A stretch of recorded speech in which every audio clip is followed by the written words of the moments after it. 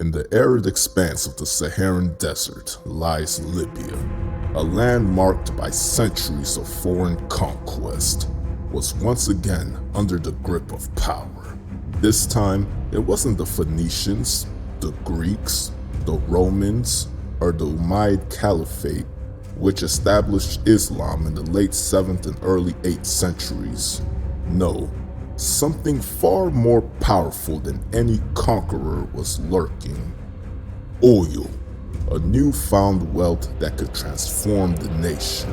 As the king and other elites in Libyan society grew fat on the spoils of oil wealth, a younger generation waited and watched from the fringes, burning with ideas influenced by the winds of Arab nationalism sweeping across the region. Among them was a 27-year-old army officer, unknown to the world, yet on the cusp of history.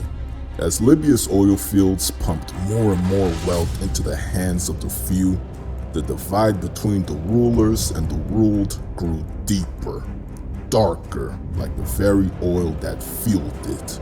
A country once shaped by foreign empires was now being strangled by its own. Yet, in this moment of deepening discontent, Libya's youth dreamed of a new dawn, of breaking the shackles of monarchy and taking control of their future. And so, on one fateful September day in 1969, a spark was lit that erupted into revolution. With the king gone and a new order rising from the ashes of the old, oil, once the prize of the elite, now became the key to Gaddafi's power. But as the revolution took hold, a question lingered. Would this new regime bring justice and prosperity to the people, or would Libya's oil wealth simply become a tool for another ruler's dominance and greed? The revolution promised hope, but the reality of Libya's black gold was far more complex, and its influences would shape the nation's future for decades to come. In this video, we will explore the role that oil played in the story of the 1969 Libyan Revolution, which sparked the infamous reign of Muammar Gaddafi, and how it shaped Libya's future in ways both triumphant and tragic.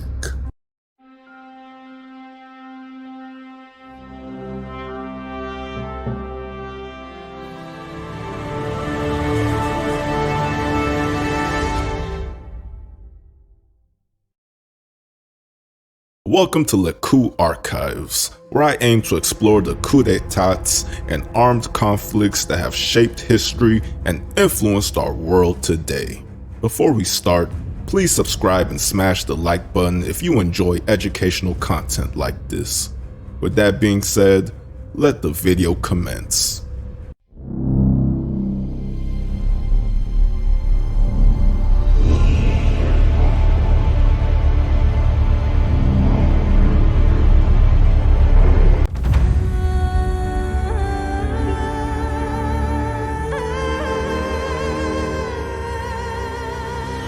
Libya, nestled along the northern rim of Africa, has always held a strategic position along the Mediterranean coast, spanning over 680,000 square miles. Libya stands as the 4th largest country in Africa and the 17th largest in the world. However, despite its vast size, the harsh, unrelenting sands of the Sahara Desert cover more than 95% of the land, rendering much of it uninhabitable. Over 90% of the population clusters along the narrow, fertile coastline, where life has always been shaped by the sea and the desert. Before 1911, Libya's natural resources, including the few known at the time, were under the control of the Turkish Empire. Following the Turkish Empire's rule, the Italians arrived. Between 1911 and 1942, Italian colonists took over exploration of Libya's interior. Though their focus was more on water than anything else, deep drilling for water occasionally yielded gas, but it was dismissed as a nuisance and burned off. seen as a byproduct of the barren desert. It wasn't until the late 1930s that traces of petroleum were noted, a discovery made by a professor overseeing a water drilling project near Tripoli.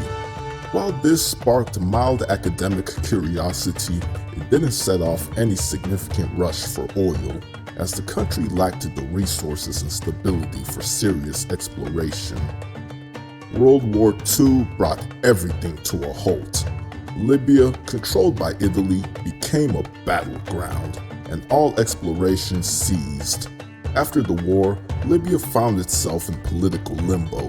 From 1942 to 1951, it was under British administration, and with no clear government in place, there was no legal framework for petroleum exploration. But in 1951, under the rule of King Idris, Libya gained independence and began to chart a new course. The promise of oil, long buried beneath the sands, was finally within reach. In 1953, the newly independent Libyan government passed the mineral law, which allowed foreign companies to survey the land for oil, but not to drill. It was a careful strategic step as Libya recognized that hydrocarbon exploration could pull the country out of the economic darkness it had endured for so long. Before the discovery of oil in Libya, the economy of the country was based on agriculture and foreign financial aid. It had very low economic promise, but this was all about to change. In 1955, the government passed Petroleum Law No. 25, allowing companies not only survey but also drill for oil. This was the beginning of Libya's transformation from an aid-dependent state into an oil-rich monarchy. The Libyan government cleverly ensured the oil companies would compete for concessions. Companies had to relinquish a quarter of their concessions after 5 years, allowing the government to issue new permits and encourage more exploratory drilling. It was a strategy designed to maximize oil discovery across the nation. Furthermore, oil companies were required to pay a 12.5% royalty and a 50% tax on profits, setting the stage for Libya to capitalize on its oil wealth. By 1956, wildcat drilling began, and in 1959, the first major breakthrough occurred. Esso, one of the international oil giants, discovered the Amal and Zelton oil fields in the Sirte Basin. It wasn't just a minor find, this was oil on a massive scale. That same year, 4 additional oil fields were discovered. Libya, for so long a country with little economic hope, had struck gold. The oil fields of Tripolitania and Cyrenaica opened the floodgates to enormous wealth. Libyan oil quickly became some of the most coveted in the world, not just because of its quantity, but its quality. Libyan crude oil, while having a rather high wax content, is of a very high quality, characterized by its low sulfur content, and is known as sweet crude oil. Sweet crude oil was in high demand due to its lightness and the ease with which it could be refined into petroleum products. Libya's proximity to European markets made it even more attractive. Unlike oil from the Middle East, which had to be transported through volatile political regions, Libyan oil could be piped directly through the Mediterranean, ensuring a constant and reliable supply. The geopolitical significance of Libyan oil became even more pronounced during global crises. The Suez Crisis of 1956 to 1957 resulted in the closure of the Suez Canal, forcing oil shipments from east of the canal to travel around the southern tip of Africa at significantly higher costs. Moreover, Libya was seen as an attractive investment because it was believed to have a stable pro-Western government. Libyan oil, located on Europe's doorstep, became a lifeline for energy-starved countries. The importance and the value of Libyan petroleum further skyrocketed when the Suez Canal was closed again on June 1967 due to the Six-Day War between Arabs and Israel. Libya, Once a backwater reliant on foreign aid, had become a crucial player in global energy politics. With its oil wells pumping vast quantities of sweet crude into the global market, Libya's economy underwent a rapid transformation. The monarchy, led by King Idris, was now sitting on a treasure trove of wealth. The days of relying on rent from US and British air bases were over. Instead, the country could fund massive infrastructure projects and government programs. But as the wealth flowed in, so did questions about how it was distributed. Oil had become the lifeblood of the nation, but was its bounty being shared with the people or concentrated in the hands of the few? Libya's newfound riches would shape its future, both economically and politically, in ways that no one could have foreseen. The discovery of oil was just the beginning of Libya's complex relationship with its most valuable resource, a relationship that would eventually ignite both hope and discontent.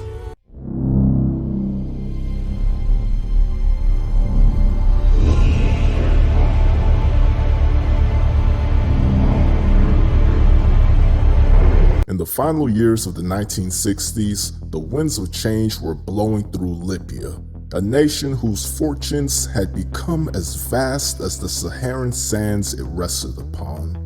While oil had turned Libya from a poor nation into one of incredible wealth, that fortune remained tightly in the hands of the monarchy and foreign oil companies. The wealth once held as Libya's salvation became a symbol of inequality, an ever-growing divide between the rulers and the ruled. King Idris, once seen as a liberator, was now the target of increasing resentment. The corruption that riddled his government, the regional favoritism, and his preference for foreign interests over Libyan needs stirred dissatisfaction among the people. The growing economic disparity, fueled by oil wealth that failed to reach the common man, laid the groundwork for revolt. The Libyan people, particularly the youth and the military, were restless, and by 1969, the stage was set for a revolution. The king's absence in June of 1969 only deepened the cracks in his crumbling kingdom. As rumors of a coup swirled around the nation, the Shelhi brothers, Abdulaziz Shelhi, the chief of staff of the Libyan army, and Omar Shelhi, the royal counselor, were thought to be plotting their own takeover, scheduled for September 5th. Their power had been growing throughout the year, leading many to believe that King Idris' days were numbered. However, fate had other plans. In August, while abroad for medical treatment, the king offered to abdicate, aware that anti-royalist sentiments were spreading across the nation. Yet, even in his abdication, he was outpaced by history. While the Shelhi brothers bided their time, another group, the Free Unionist Officers Movement, saw a window of opportunity. They were young, lower and middle-class army officers, most of them outsiders to the powerful families of Cyrenaica and the loyal Senussi family. Gaddafi, their leader, knew that they had to act swiftly. On September 1st, 1969, they launched a coup that would reverberate through the Arab world. In the early morning hours, while the kingdom slept, about 70 young officers moved into position. Their target, the heart of Libya's power. The coup began in Benghazi, and within 2 hours, the monarchy had crumbled. Gaddafi and his free officers had taken control of the government, abolishing the monarchy and establishing military rule. The army, previously loyal to the king, quickly rallied behind the coup. Military control spread from Benghazi to Tripoli and throughout the country like wildfire. Libya's political landscape was forever altered in the span of a few days. Key locations fell into the hands of the free officers with startling speed. Gaddafi himself captured the Burqa barracks in Benghazi, while his comrades secured strategic positions across the country. Umar Maheshi took control of the Tripoli barracks, and Jalud seized the city's anti-aircraft batteries. Aweldi Hamidi, one of the pivotal figures in the coup, captured Tripoli radio station where he broadcast the revolution's message to the nation. His final task was to arrest Crown Prince Saeed Hassan Sanusi and force him to renounce his claim to the throne. The monarchy was dead, and with it, the old Libya. The Shelhi brothers, caught off guard by the speed and efficiency of the free officers' movement, were helpless. When Abdulaziz Shelhi was arrested, he reportedly uttered in disbelief, "No, you fools! The coup is not tonight!" The Shelhi brothers' own plans were shattered, their dreams of power vanishing overnight. The Libyan people, especially the younger generation in the urban areas, greeted the revolution with enthusiasm. No longer bound by the chains of a corrupt monarchy, they saw in Gaddafi and his officers a chance for a new future. Fears of resistance in the more conservative regions of Cyrenaica and Fezzan proved unfounded. The revolution was swift, bloodless, and overwhelmingly supported by a population eager for change.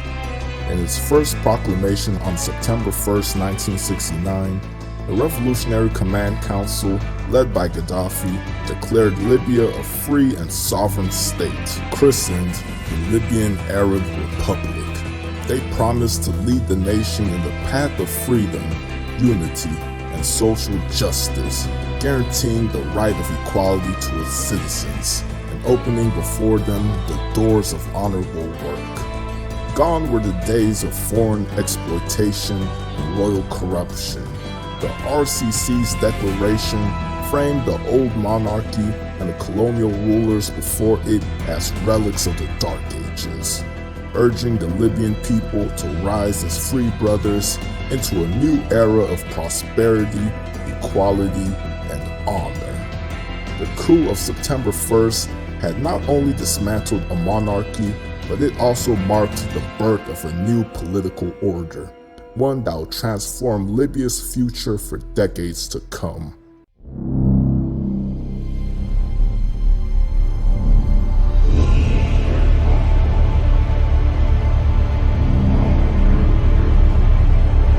The dust had barely settled over the coup of September 1st, 1969, when Libya found itself in the hands of a new order, the Revolutionary Command Council. With King Idris in exile and the monarchy dismantled, the RCC now took control. But Gaddafi, ever shrewd, understood the delicate dance of power. Rather than immediately announcing himself as the head of this new republic, he spread rumors that a Libyan colonel was behind the coup, buying himself time to consolidate power in the shadows. As the world searched for this mysterious figure, Gaddafi and his inner circle, men like Abdul al-Salam Jalud, moved with precision. Opposition was swiftly eliminated, and within days the monarchy's remaining pillars had crumbled.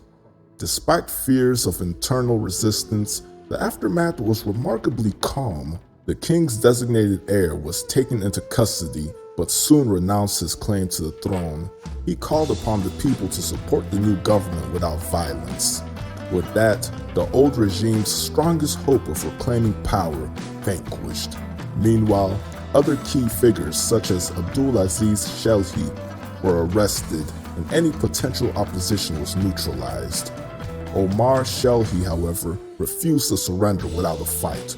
Fleeing to London on September 2nd, he sought British intervention to restore the monarchy, but his pleas were met with cold indifference. Michael Stewart, Britain's foreign minister, refused to offer support. Desperate, Shelhi traveled to the United States, hoping that the Nixon administration might intervene. Yet, the U.S. government showed little interest in restoring the old order. Shelhi was received by a mere mid-level representative at the United Nations, his hopes for external assistance quickly evaporating. Meanwhile, King Idris, now in exile in Egypt, distanced himself from these efforts. In a message exchanged with the RCC through Egypt's President Nasser, Idris assured them that he had no desire to return to power. The RCC, in turn, guaranteed the safety of his family, who remained in Libya. With Idris publicly disowning any attempts to regain the throne, the monarchy's collapse was final. The old king, once a symbol of Libya's sovereignty, now receded into history, living out the rest of his days in quiet exile. As the political dust settled, recognition of the new government came swiftly. Arab nationalist regimes in Egypt, Syria, Iraq, Sudan were the first to offer diplomatic recognition. The United States, after weeks of silence, officially recognized the RCC on September 6. The new Libyan Republic had arrived on the world stage. On September 7th, the RCC appointed a cabinet to run the new government. Mahmoud Suleiman al-Maghrabi, an American-educated technician who had been imprisoned for his political activities, was named Prime Minister. Al-Maghrabi's cabinet consisted of 8 members, 6 civilians, and 2 military officers, Adam Said Hawaz and Musa Ahmad. However, leader military officers was a member of the RCC, a sign that the true power rested firmly within Gaddafi's inner circle. Just months later, in December 1969, Hawaz and Ahmad would be implicated in a failed coup attempt against the RCC, proving that internal power struggles were far from over. By September 8, Gaddafi was promoted to colonel and appointed commander-in-chief of the Libyan armed forces. Though the RCC had initially refused to name its members, it soon became clear that Gaddafi was the de facto leader. His promotion cemented his role as the head of state, and from that moment onward, he held the reins of the revolution. The parallels to Egypt's 1952 coup were impossible to ignore. Just as Nasser had risen from the ranks of the military to lead Egypt, Gaddafi now stood at the helm of Libya's future. The RCC moved swiftly to reshape the country, abolishing the old parliamentary institutions and continuing the ban on political parties that had been in place since 1952. The RCC's reforms were rooted in the principles of Arab nationalism, rejecting colonialism and imperialism while also distancing itself from communism. Libya's identity, the RCC declared, was that of an Arab nation, firmly grounded in Islam. The RCC rejected communism outright, not just for its political ideology, but because of its atheism. Instead, they embraced an Arab socialism that sought to blend Islamic values with social, economic, and political reform. The fusion of Islam and socialism was the cornerstone of Libya's new identity. As the RCC sought to forge a path distinct from both Western capitalism and Soviet communism, Libya, under Gaddafi's leadership, had been reborn as the Libyan Arab Republic.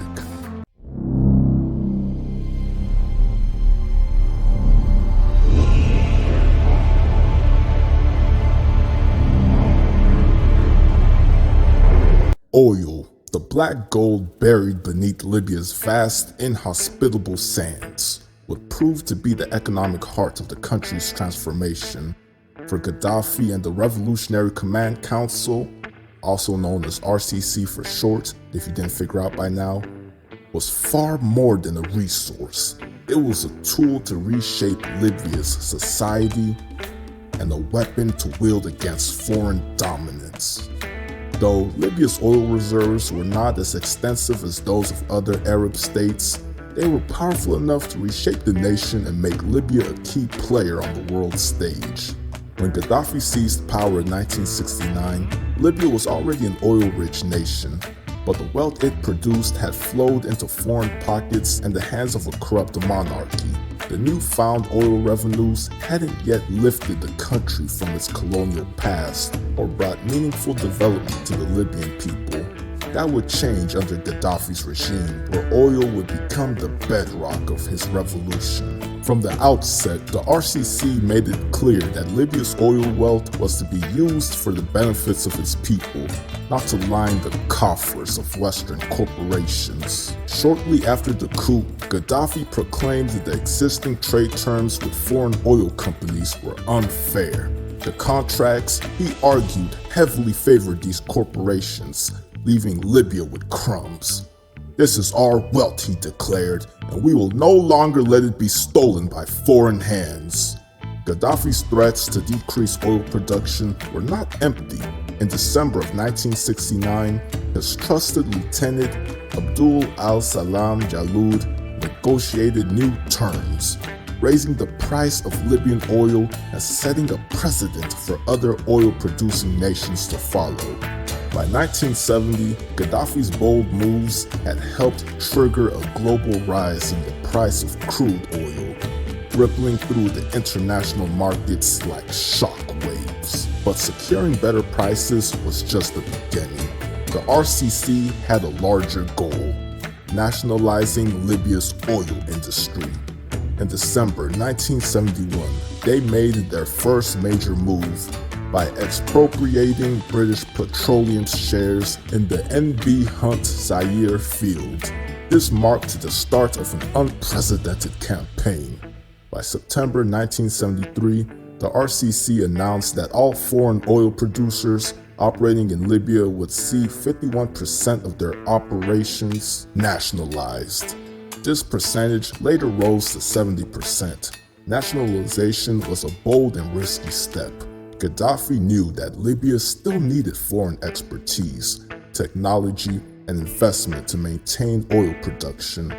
Total nationalization would have been reckless, as the country lacked the infrastructure to manage its oil fields without foreign assistance. Instead, Gaddafi struck a balance. Libya would control the majority share, while foreign corporations would continue to contribute technical support. Among the companies affected by this partial nationalization was Occidental Petroleum, led by Armand Hammer, as well as the stake of Nelson Bunker Hunt, son of the legendary oil tycoon H.L. Hunt. This calculated partial nationalization was an economic masterstroke. By asserting state control over oil without completely shutting out foreign investment, Libya's revenues skyrocketed between 1969 and 1979. The country's gross domestic product surged. From $3.8 billion in 1969, it rose to $13.7 billion in 1974. And by 1979, it had reached $24.5 billion. These numbers reflected a nation transformed. Gaddafi's oil policies turned Libya from a small player on the world stage into an economic powerhouse, and the people's standards of living improved dramatically. For Gaddafi, oil wealth was not just about filling the state's coffers. Oil-funded development efforts reached every corner of Libyan society. One of the RCC's first major initiatives was a housing program designed to address the country's growing urbanization. Shanty towns had sprung up across the nation as people migrated to cities in search of work.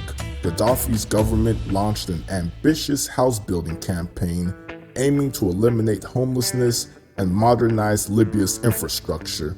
Thousands of new homes were built across the country, many funded by oil revenues, providing shelter and dignity to families that had once lived in makeshift dwellings. The healthcare sector, too, saw massive improvements. By 1978, Libya had 50% more hospitals than it had in 1968, and the number of doctors had increased from 700 to over 3,000. With new hospitals, improved medical care, and the construction of modern facilities, Libyans began to see a marked improvement in their quality of life. Education was another key area of Gaddafi's oil-driven revolution. Compulsory education was expanded from 6 to 9 years, and adult literacy programs were introduced alongside free university education. New institutions like Beta University were established, while existing universities in Tripoli and Benghazi were expanded. The government's efforts helped to integrate poorer sections of society into the education system, creating opportunities for many who had previously been marginalized. For Gaddafi, education was the key to building a modern, self-reliant state, and it was oil wealth that funded this transformation. But oil did more than just finance Libya's domestic ambitions. It also became a tool for asserting Libya's sovereignty. Gaddafi viewed the presence of foreign military bases as a relic of colonialism, an affront to the nation's independence. In 1970, he demanded the removal of all British and American bases from Libyan soil.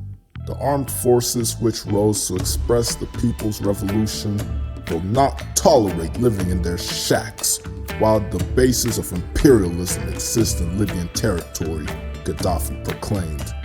By June of that year, both the British and the Americans had vacated their bases, marking the end of a long era of foreign military presence.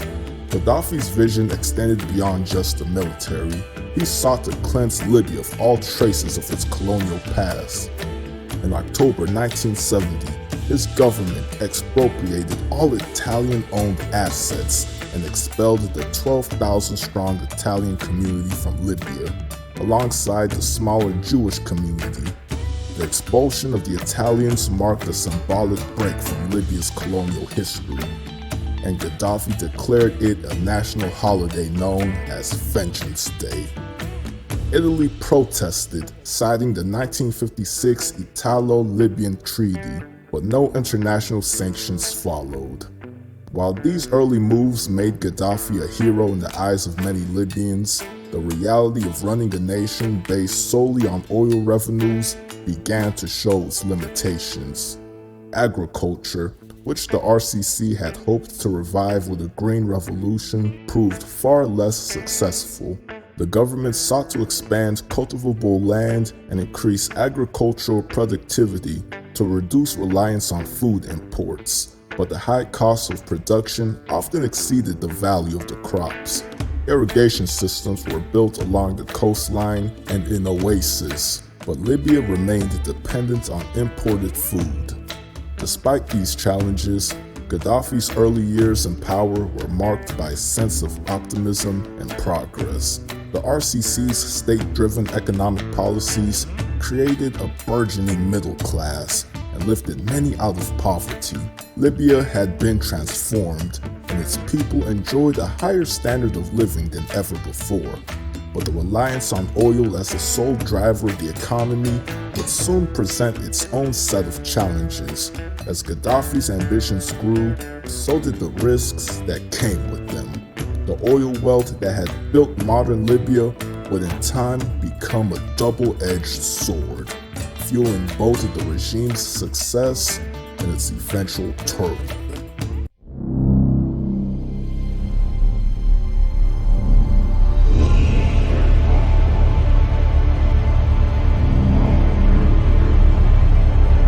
By the late 1970s, the golden era of Libya's economic rise was beginning to unravel. Gaddafi, once the symbol of revolutionary fervor and reform, had shifted his focus from building a balanced economy to enforcing radical changes inspired by his ideology. Outlined in the Green Book, what had started as an oil-fueled experiment in prosperity was now spiraling into chaos.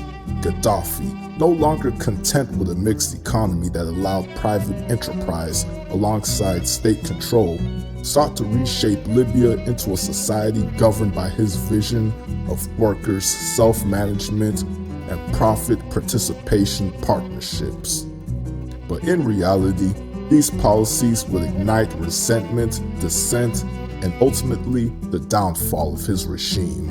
In 1978, Gaddafi published the second volume of the Green Book, a manifesto that rejected private retail trade, rent, and wages as forms of exploitation. The economic model that had until then allowed Libyans to benefit from oil wealth was dismantled, as Gaddafi declared that true socialism meant stripping away private ownership and handing control to the masses. A sweeping property law followed, which forbid the ownership of more than one private dwelling. Workers, emboldened by this new mandate, seized control of businesses, transforming them into state-run enterprises. State-owned people's supermarkets replaced private retail stores, promising to supply the people's needs at low prices. Yet, this idealistic vision clashed with reality. For the wealthier classes and private business owners, these reforms were nothing short of a nightmare. The rising tide of dispossession created a deep well of resentment. By 1981, the state had also restricted access to individual bank accounts to draw upon privately held funds for government projects. Libya's educated elite, once proud participants in Gaddafi's revolution, now found themselves disenfranchised. They fled in waves. By 1982, it was estimated that 50,000 to 100,000 Libyans had gone into exile, taking with them much of the country's managerial and technical expertise. The exodus of Libya's intelligentsia was a devastating blow. The people who had once been the architects of Gaddafi's early reforms were now organizing opposition groups abroad. While these groups were largely ineffective, they represented a rising tide of dissent that Gaddafi could not ignore. In 1979, he issued a chilling ultimatum: Libyan exiles were to return home or face liquidation. And for those who did not heed that call, Gaddafi unleashed a wave of assassinations across Europe. His regime's brutality extended far beyond Libya's borders. Few exiles responded to his calls for repentance, and by October 1982, Gaddafi had again threatened liquidation for those who defied his regime. Inside Libya, discontent festered. Gaddafi's economic reforms alienated not just the business class, but also students, intellectuals, and members of the Islamic community. His interpretation of Islam, blended with the revolutionary rhetoric of the Green Book, was seen as heretical by many.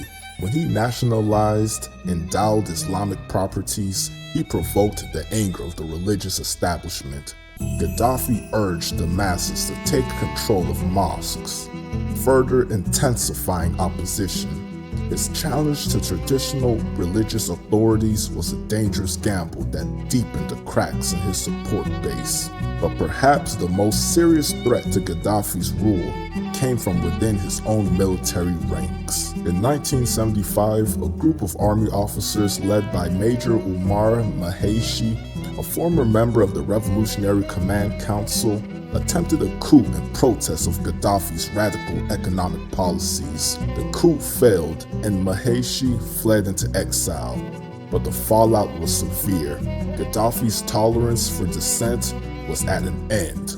In 1977, 22 officers implicated in the coup were executed. The first executions Libya had seen in over 2 decades. The message was clear. Any challenge to Gaddafi's rule would be met with death. The military's discontent did not end there. In 1979, another group of dissident officers were executed. And by August 1980, several hundred people were deleted, following a failed army revolt centered in Tobruk.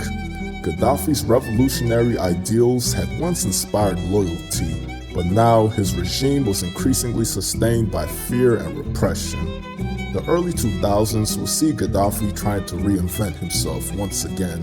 He gradually turned away from Arab nationalism, embracing Pan-Africanism and attempting to rebuild relations with Western nations. The era of state-controlled economics gave way to increased privatization, but it was too late. The seeds of his eventual downfall had already been sown. Gaddafi's 4-decade dictatorship would come to a violent end in 2011 as the flames of the Arab Spring spread across North Africa in a final bloody chapter Gaddafi's once unshakable grip on power was shattered during the NATO-backed Libyan civil war. The man who had vowed to build a utopia in the desert was defeated, his death marking the end of one of the most infamous Arab regimes of the 20th century.